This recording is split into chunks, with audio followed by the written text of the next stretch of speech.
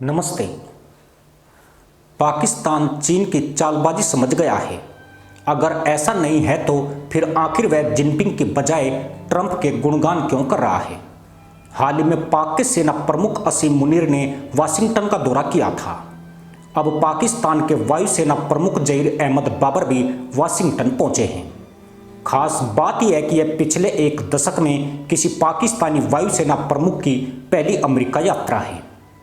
भारत के साथ ऑपरेशन सिंदूर के दौरान पाकिस्तान को मुंह की खानी पड़ी थी। इसका कारण थे चाइनीज हथियार। दरअसल भारत की सैन्य शक्ति के आगे पाकिस्तान के चीनी हथियार ठीक से काम ही नहीं कर सके। पाकिस्तान से जो भी मिसाइलें और ड्रोन दागे गए, भारत ने सबको असफल कर दिया। इसके अलावा उनके घर में घुसकर कई एयरबेस और आतंकी लॉन्च पैड तबाह कर दिए। भारत के साथ हुए इस युद्ध के बाद से पाकिस्तान में बेचैनी है। वह समझ चुका है कि चीन के हथियार उसके काम नहीं आने वाले हैं। ऐसे में वह एक नए और मजबूत रक्षा साझेदार के तौर पर अमेरिका की ओर देख रहा है। पाकिस्तान की कोशिश है कि किसी भी तरह वह अमेरिका से रक्षा सहयोग स्थापित कर पाए, ताकि भविष्य में अकेले उसे चीन के हथियारों पर निर्भर न रहना पड़े। हाल ही में चीन ने पाकिस्तान को मिसाइल टेक्नोलॉजी ट्रांसफर करने से भी इनकार कर दिया था।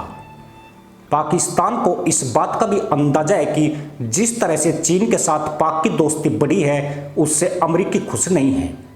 ऐसे में पाक ने एक तीर से दो निशाने करने की ठान ली है।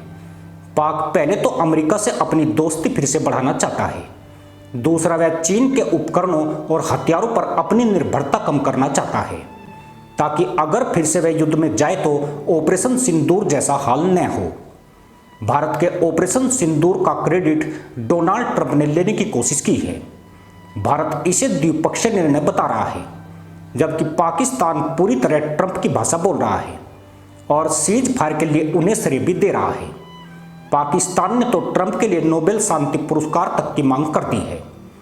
भारत के लिए बड़ी टेंशन की बात यह है कि चीन का संबंध पहले ही पाकिस्तान से अच्छा है और अब वह अमेरिका से भी रिश्ते सुधार रहा है। ऐसे में भारत अब क्षेत्र में नए साझेदारों की तलाश करेगा और पुराने सहयोगियों के साथ रिश्तों को फिर से मजबूत करने की दिशा में काम करेगा। मदरसा कौम को गधा पकाओ बकरा बताओ वाली हालत में पहुंचाने के पीछे वहां की आर्मी और नेताओं का बहुत बड़ा हाथ है।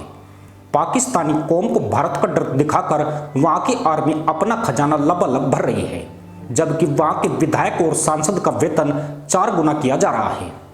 जहां पाकिस्तान में एक तरफ आम शहरी को खाना, दवाई और जरूरत की चीजें मिल पाना काफी मुश्किल है, वहीं दूसरी तरफ वहां के नेताओं को खुश करने के लिए सरकार महंगे गिफ्ट दे रही है। अब पंजाब प्रांत के नेताओं को सरकार ने बड़ा तोहफा दिया है। इसके लिए बाकायदा पंजाब विधानसभा में एक अमेंडमेंट बिल भी पेश किया गया था, जिसे पास कर दिया गया है। असेंबली ने public representative laws amendment bill 2025 को हरी झंडी दे दी है।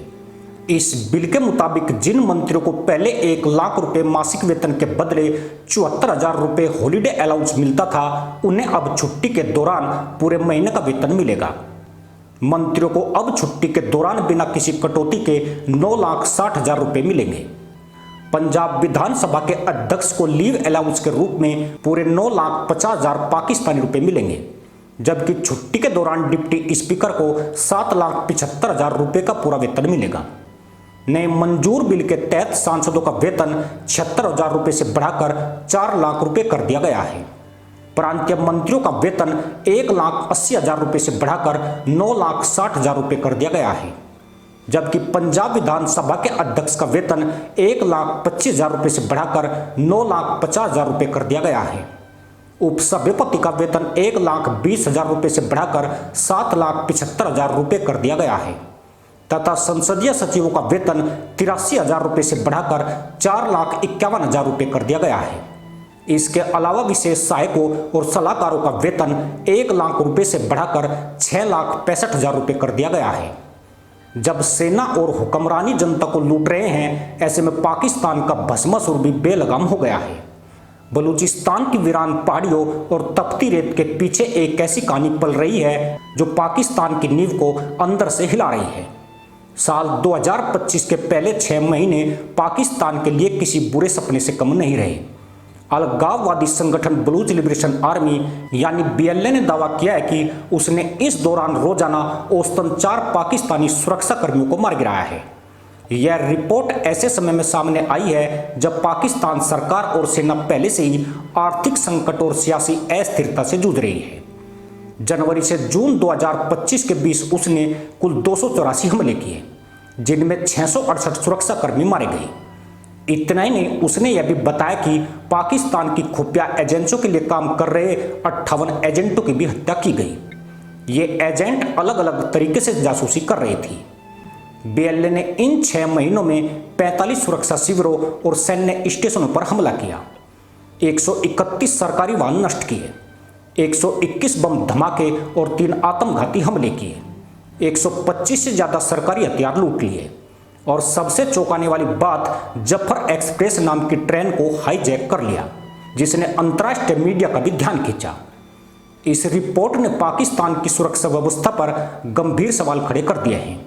देश में पहले ही महंगाई, बेरोजगारी और सियासी उथल पुथल से जनता परेशान है और अब बलूचिस्तान की हिंसा ने पूरे सिस्टम को झकझोर दिया है। पाकिस्तानी सेना और खुफिया एजेंसियों की कड़ी निगरानी और गुप्त ऑपरेशन के दावों के बावजूद इस रिपोर्ट ने एक बार फिर दिखाया है कि बलूच विद्रोह अभी भी इंतकाम ले रहा है। इसी के साथ अनुमति दोस्तों, जय हिंद, वंदे मातरम।